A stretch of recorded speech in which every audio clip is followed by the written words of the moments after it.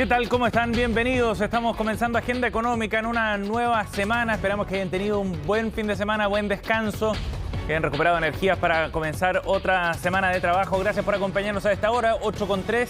Vamos a ir de inmediato a nuestro resumen de noticias. Estos son los temas que estaremos revisando el día de hoy en extenso aquí en Agenda Económica. Lamentablemente no son noticias muy positivas las que llegan desde el sector de la construcción. Datos publicados hoy día por el diario El Mercurio muestran que hubo una caída cercana al 40% en las ventas del tercer trimestre de viviendas acá en la región metropolitana, que tomamos como un foco para tomarle la temperatura a este sector a nivel nacional. Las caídas son bien importantes considerando el momento que está viviendo este sector, donde hay anuncios además de caídas en la inversión proyectada para el próximo año.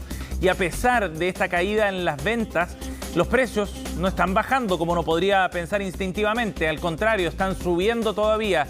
Hay algunas comunas que concentran además particularmente este stock de viviendas disponibles que no han logrado ser comercializadas. ¿Cuáles son las razones detrás de esto según los analistas del mercado? Es lo que vamos a conversar en minutos también acá en Agenda Económica.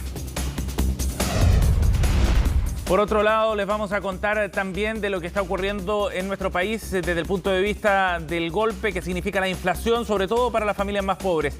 El Banco Mundial publica algunos antecedentes y hace una proyección además de cuáles podrían ser los niveles de pobreza en nuestro país y mostrarían un repunte bien fuerte este año 2022, llegando a un 10,5%. La cifra en sí misma es preocupante, va al alza, pero además marca un punto de inflexión, porque los registros habían mostrado una caída de manera sostenida en los niveles de pobreza en nuestro país hasta el inicio de la pandemia. Por un lado la inflación y por otra parte algún tipo de políticas que se han llevado adelante, como el término de la liquidez disponible, es lo que ha golpeado fundamentalmente los presupuestos de las familias.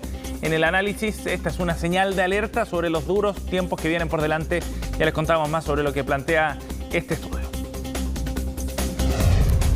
Contábamos que era una jornada de noticias que no son muy alentadoras y esta es otra señal de preocupación, ya no a nivel micro, sino macroeconómico, porque el riesgo país en Chile está llegando a su mayor nivel desde el año 2009. ¿Qué es el riesgo país? Es una medición bien específica del sistema financiero que muestra fundamentalmente cuáles son los riesgos asociados a un país o bien a una institución financiera y la probabilidad de impago. Es una señal de alerta, en definitiva. Bueno, este indicador ha ido subiendo y llegó a su mayor nivel desde el año 2009, cuando estábamos en un contexto bien particular de una crisis financiera como la subprime que golpeaba a todo el mundo. Incluso este nivel del indicador ha superado ya el registro que era muy alto, producido en medio de la pandemia con las condiciones particulares de ese momento. Les contamos más en instantes acá en Agenda Económica. Bueno, y después de estas noticias algo pesimistas, esta es una alentadora sobre todo para el sector de la industria aérea, que ha sufrido mucho también en el contexto de la pandemia. Hablamos del tráfico aéreo en nuestro país y vemos un repunte bien notable que ya registra en el último trimestre, en la tercera parte del año, niveles que no veíamos desde el inicio de la pandemia precisamente. La recuperación ha sido bien sostenida, fuerte, y de todas maneras ya el tráfico aéreo en Chile en lo que va de este año supera los 13 millones de pasajeros. Sigue, eso sí, esta es la parte quizás menos alentadora, por debajo de los niveles que había antes del inicio de la pandemia de COVID-19. Pero la tendencia parece ser bien clara a una recuperación, sobre todo en algunos sectores y ciudades, locaciones más turísticas en nuestro país. Ya les contaremos más sobre esto. Y nos vamos a información de los mercados también, noticias internacionales que llegan desde el mundo para ver cómo ha partido la semana, con algunas ganancias en bolsas específicas en Europa a pesar de algunos ruidos a nivel internacional. Estos son los números para partir el día, con subidas en Europa, llegando al 0,59% en el Eurostoxx, 0,58% en Londres, en una semana en que se conocerán resultados empresariales bien importantes. Los mercados parecieran estar al alza, tercera jornada consecutiva de ganancias en los indicadores del viejo continente. Mixtos fueron los resultados en cambio en Asia. El Nikkei cayó 1,16% durante la sesión del día de hoy, mientras que el Hang Seng subió 0,15% de acuerdo a los datos que nos llegan en línea a esta hora de la mañana. Más temprano entonces hubo novedades también en Europa bien importantes para ver cuáles son los temas que marquen esta semana. Desde el Reino Unido ya les contaremos más al respecto, pero viene un giro bien radical desde el punto de vista de las finanzas públicas en el gobierno de Liz Truss, tan cuestionado en las últimas semanas.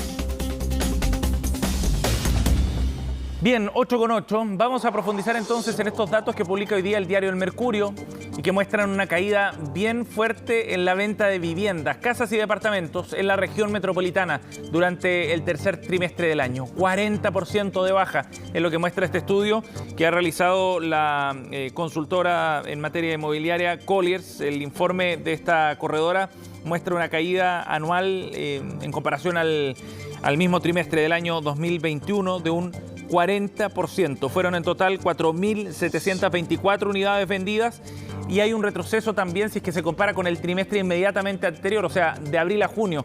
Ahí la comparación con el tercer trimestre muestra una caída también de 3,31%. Es un dato bien preocupante para un sector que sabemos está atravesando por momentos bien complejos. Así lo ha reflejado, por ejemplo, los antecedentes que muestran una caída en la inversión proyectada para el próximo año cercana al 50%. En el gremio ven con preocupación fundamentalmente porque se están configurando varios factores que atentan contra la comercialización de viviendas. Por un lado, condiciones desde el punto de vista del acceso a créditos que son mucho más estrictas, producto de niveles de incertidumbre que son mayores, alza de tasas por otra parte, además de precios de la construcción que han ido al alza también por el costo de los materiales. Todo eso entonces está generando un proceso de comercialización mucho más lento. Desde el inicio de la pandemia hasta la fecha se había visto un alza en la venta de viviendas bien sostenido hasta fines del año pasado, pero de ahí en más ha venido a la baja este indicador con una caída, como decíamos, tanto en comparación al trimestre previo como a lo que se vendía hace un año atrás. El dato más preocupante probablemente tiene que ver con los precios, que no han caído. A pesar de que cuesta vender casas y departamentos, de que está más lento el mercado, los precios siguen al alza de acuerdo a este mismo análisis. Y en ese sentido hay un problema también relacionado a esto porque fundamentalmente el acceso a las viviendas está siendo también mucho más difícil para las familias chilenas. ¿Dónde está el stock de departamentos más alto? Santiago, Ñuñoa y la Florida, es lo que plantea este estudio de Colliers relacionado a este bajo movimiento o a la lentitud del movimiento del mercado inmobiliario, al menos acá en la región metropolitana, que nos sirve como un termómetro también para ver qué es lo que está ocurriendo a nivel nacional. Bueno, y les contábamos que las proyecciones para el próximo año en el sector inmobiliario no son nada alentadoras tampoco. Se prevé una caída fuerte en la inversión, sobre todo desde el punto de vista de la construcción de viviendas. Así lo han planteado desde el gremio de la Cámara Chilena de la Construcción, que recientemente entregaron sus datos y su mirada sobre lo que viene el próximo año. Los detalles los vamos a revisar en la nota de Belén Saldías.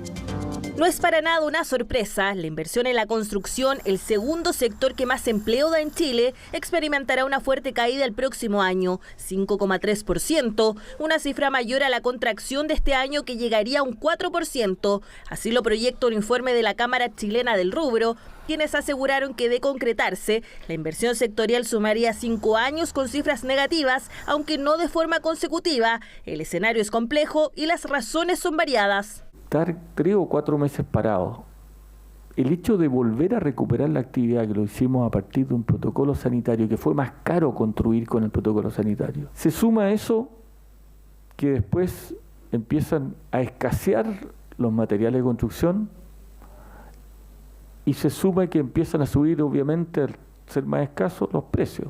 Una tendencia que también podría estar explicada por la significativa postergación de proyectos de infraestructura productiva, que solo este año caerían 20%. Arrastrada sobre todo por la baja en infraestructura productiva privada, digamos, porque en general en infraestructura pública vemos aumentos, pero no son lo suficientemente grandes como para compensar la caída en inversión en infraestructura privada. Compleja situación que ha impactado fuertemente a las empresas constructoras e inmobiliarias. Varias ya han quebrado y otras debieron pedir una reorganización para no caer.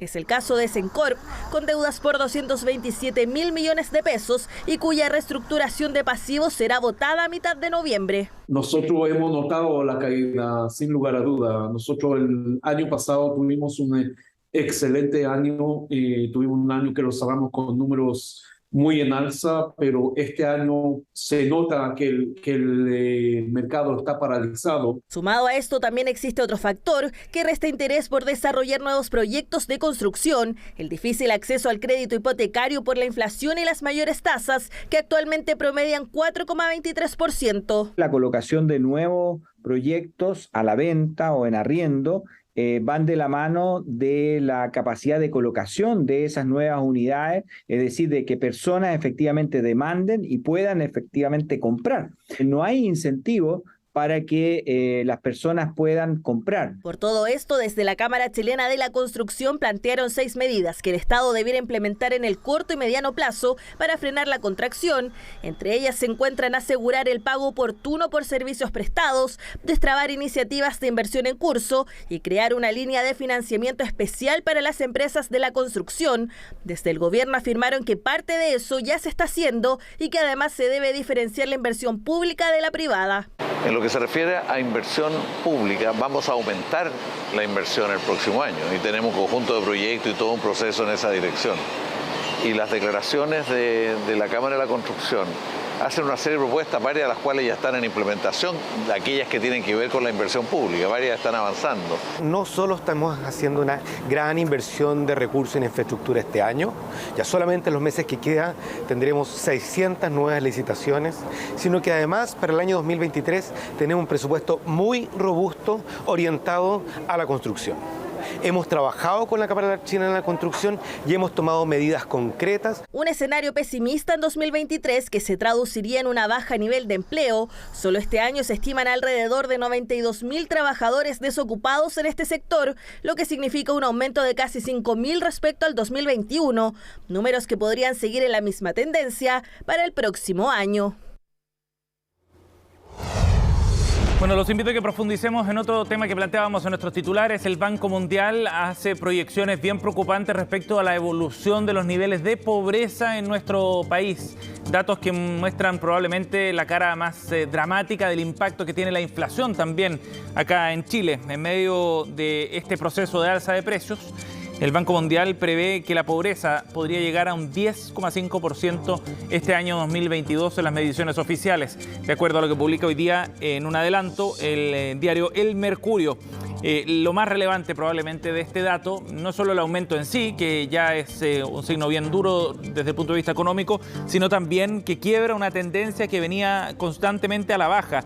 Si el año 2006 los niveles de pobreza medidos por cantidad de dólares por día llegaban a un 29,9%, esa cifra había caído al menos hasta el inicio de la pandemia a un 8%. Ahí se había visto ya un pequeño repunte, pero luego los niveles de liquidez que significaron las ayudas del Estado o los retiros de la AFP, por ejemplo, habían bajado esos niveles de pobreza a un 2,1%. Se sabía que era extraordinario en todo caso, que era algo excepcional, producto de esas ayudas que estaban llegando de manera excepcional en el contexto de la pandemia. Bueno, ahora hay un repunte bien fuerte hasta un 10,5%. No debería ser una sorpresa porque se acabaron esas inyecciones de liquidez, porque el aumento de precios también atenta contra la capacidad de compra de las familias y era algo que se preveía también, sobre todo cuando la canasta básica está subiendo de precio y eso en la práctica significa que hay menor capacidad de poder adquisitivo, lo que afecta estos indicadores de pobreza.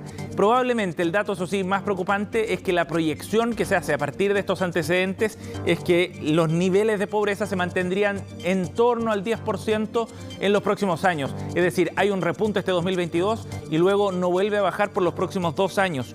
Esto en la práctica significa retroceder a los niveles de pobreza que teníamos el 2015 para tener una dimensión más histórica, si se quiere, de lo que está ocurriendo en esta materia a nivel nacional. No volveríamos a los niveles previos a la pandemia entonces, después de este golpe que ha significado el aumento de precios producto a nivel mundial, el alza en el precio de la inflación. En la CACEN del año 2020 fue la última encuesta que se hizo para medir precisamente los niveles de pobreza. Se estimaba que la pobreza por ingreso llegaba a un 10,8%. Esto ya significaba un alza respecto al estudio anterior del año 2017. Los datos oficiales, en todo caso, estarán disponibles a comienzos del próximo año, una vez que concluya el trabajo de campo de la CACEN.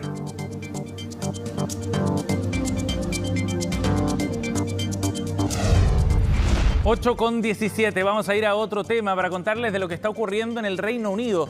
En las últimas semanas, mucha de la atención a nivel internacional ha estado puesta precisamente en ese país, fundamentalmente por los riesgos que significaba el plan económico que había presentado Liz Truss.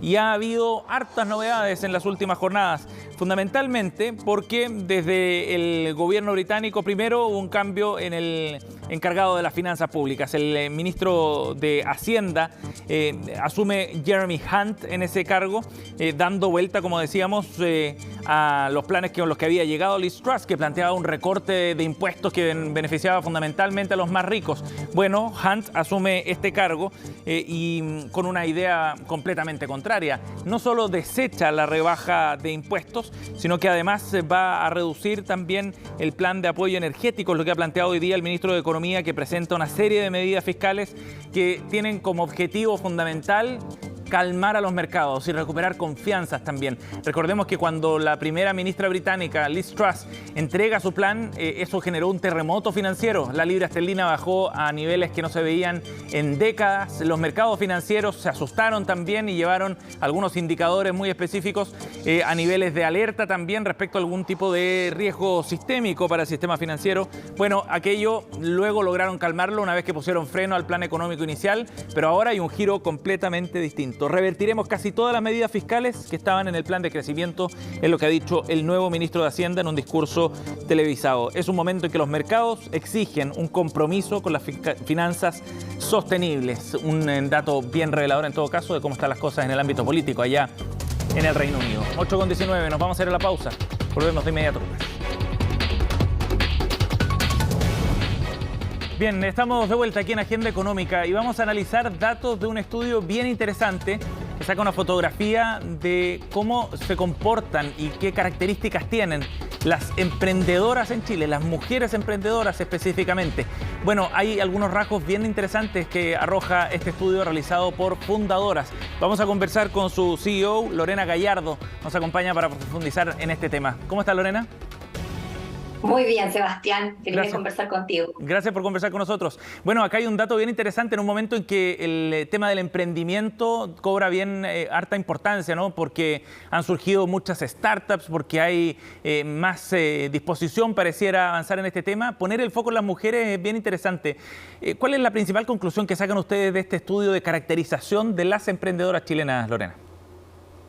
Nosotros hicimos un abordaje de comportamiento, de liderazgo y psicológico de las emprendedoras y que repercute directamente en el ámbito económico y en el desarrollo de los negocios. Así que fue interesante poder conocer de qué manera ellas viven sus negocios en el día a día, y uno de los principales datos que nos llamó la atención tiene que ver justamente con esto de el titular que ustedes ponen ahí, que el 70% de las mujeres emprendedoras, según nuestro estudio, no ha pedido jamás un crédito en el banco. Ajá. Y eso nos llama la atención porque quiere decir que entonces la emprendedora mes a mes se está manejando, por decirlo de alguna manera, con su mismo dinero. Entonces, eso impide, obviamente, la inversión, impide el crecimiento, impide que sus negocios pasen a un siguiente nivel, a un siguiente estadio económico. Claro. Y eso es algo a trabajar, es algo preocupante, es algo que tenemos que, desde el mundo público y privado, obviamente, potenciar. Lorena, ¿y ustedes indagan en las razones por las cuales no se piden esos créditos? ¿Es por un problema de la oferta de crédito, de las barreras de acceso, o más bien por las decisiones propias de las emprendedoras? Por las decisiones propias de las emprendedoras. Ajá. Ellas reportan en mayoría en la encuesta que no lo hacen porque creen que no lo necesitan. Entonces, claro, no lo necesitan y ahí uno puede inferir. ¿No lo necesitan para qué? No lo necesitan para una deuda antigua, no lo necesitan para inversión, o se han cuestionado la inversión alguna vez. Ajá. Entonces, claro, el no necesitar un crédito no tiene que ver con efectivamente no necesitarlo, sino en no creer no necesitarlo. Entonces, esto de mantenerme estable a lo largo, por ejemplo, un negocio que lleva 3 años, sí, un negocio que ya lleva 4 años, ya debería haber hecho una inversión en el negocio para hacerlo crecer y hacerlo pasar de nivel, porque si la emprendedora todos los meses se maneja con las mismas utilidades, efectivamente es imposible. Claro, imposible seguir creciendo. ¿Y qué rasgo reflejaría eso, este dato específico, Lorena? ¿Qué rasgo, si es que podríamos caracterizar a las emprendedoras?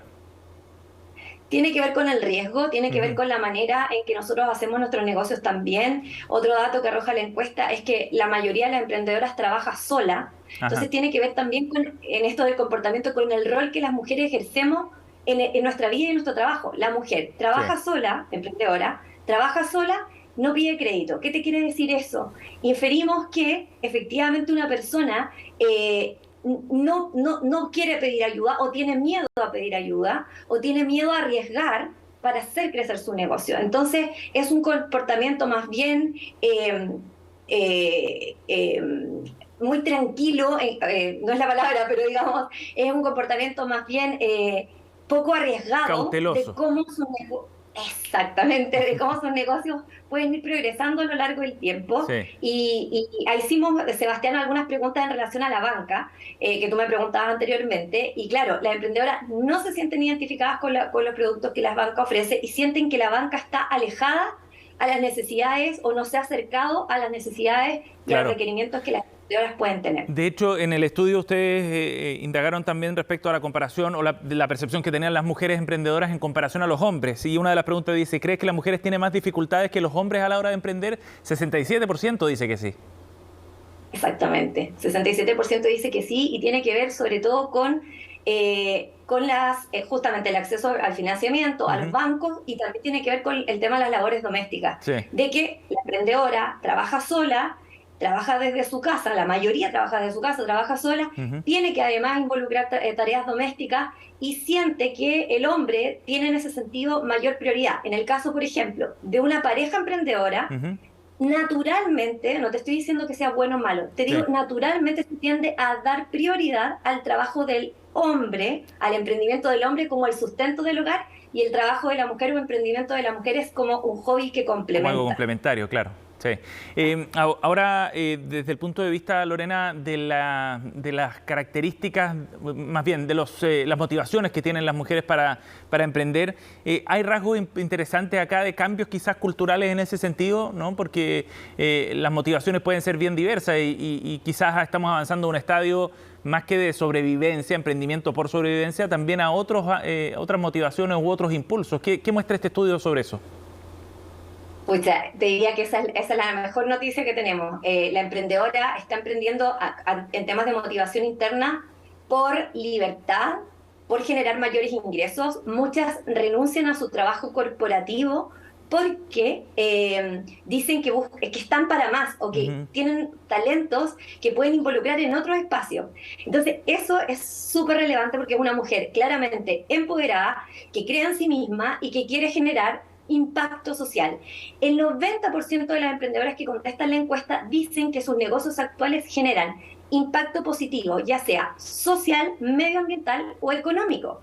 ¿Qué quiere decir esto? Que la emprendedora está emprendiendo para impactar el mundo, para hacer cosas buenas por otros, para mejorar sus comunidades, y lo hace también como con este motor propio de yo estoy para más, yo quiero libertad, yo quiero mi tiempo, yo quiero mi dinero y quiero generar más ingresos que el que genero en mi trabajo corporativo. Lorena, se nos va el tiempo, pero en 30 segundos, ¿qué crees tú que debería ser el tema central? ¿Cuál es el asunto que desde el punto de vista del Estado, las políticas públicas, habría que fortalecer entonces para mejorar las condiciones en las que emprenden las mujeres en Chile hoy día? Bueno, en Fundadora trabajamos la educación y creemos que es fundamental educar. Sebastián, educar, ¿y cuál es el foco distinto? Educar desde la mentalidad de negocios, entrenar el tema del riesgo, a la inversión, incentivar y motivar a la emprendedora a no invertir en chico, no estamos para cosas chicas, a $1.000.000 para comprar tal cosa, no, démosle a la emprendedora la posibilidad de generar grandes inversiones en sus negocios, por un lado, y por otro lado, Sebastián, educar a las mujeres de todo Chile en mentalidad de negocios, más que en capacitación técnica de aprender a hacer un flujo de caja, capacitación estratégica de negocios, eso es lo que necesitamos. Bien. Y nosotros Fundadoras creemos eso. Bien, gracias por conversar con nosotros, Lorena, sobre este estudio. Gracias por el contacto. Gracias Sebastián. 8:30, cerramos Agenda Económica, ya viene Fresia Soltov con más informaciones acá en Noticias Express. Que tengan un buen día.